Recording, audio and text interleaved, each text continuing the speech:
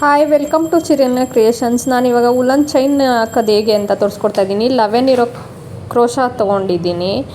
ಉಲ್ಲನ್ನು ಬೆರಳಿಗೆ ಫಸ್ಟು ಸುತ್ಕೋಬೇಕು, ಅದು ಈಸಿ ಆಗುತ್ತೆ. ಉಲ್ಲನ್ ಬೆರಳಿಂದ ದಾರ ಬಿಡಿಸ್ಕೊತ ಹಾಕೊಳ್ಳೋಕ್ಕೆ. ನೆಕ್ಸ್ಟ್ ಚೈನ್ ಹಾಕೋಬೇಕಾದ್ರೆ ನೆಕ್ಸ್ಟ್ ಪ್ರೋಸೆಸ್ ಬಂದು ನಾವು ಫಸ್ಟ್ ಒಂದು ನಾಟ್ ಹಾಕೋಬೇಕು.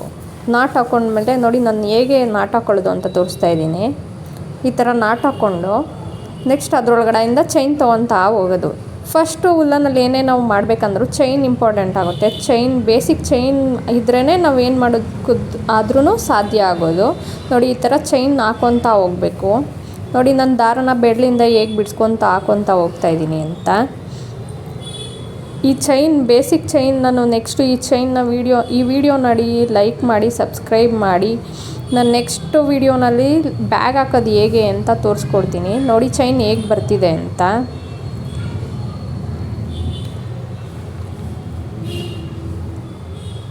ನೋಡಿ ಈ ಥರ ಹಾಕ್ಕೊತಾ ಹೋಗಬೇಕು. ಕಲ್ತ್ಕೊಂಡ್ಮೇಲೆ ಫಾಸ್ಟಾಗಿ ಹಾಕ್ಕೋಬೋದು. ಸ್ಟಾರ್ಟಿಂಗ್ ನಿಮ್ಗೆ ಕಷ್ಟ ಅಂತ ಅನಿಸುತ್ತೆ, ಬಟ್ ಇದು ಈಸಿ. ನೋಡಿ ಚೈನ್ ಹೇಗಿದೆ ಅಂತ. ಈ ಥರ ಬರುತ್ತೆ ಫೈನಲಿ. ಇದು ಬೇಸಿಕ್ ಚೈನು. ಇದರಿಂದನೇ ನಾವು ನೆಕ್ಸ್ಟ್ ಏನೇ ಮಾಡಬೇಕಂದ್ರೂ ಸ್ಟಾರ್ಟ್ ಮಾಡಬೇಕು. Thank you.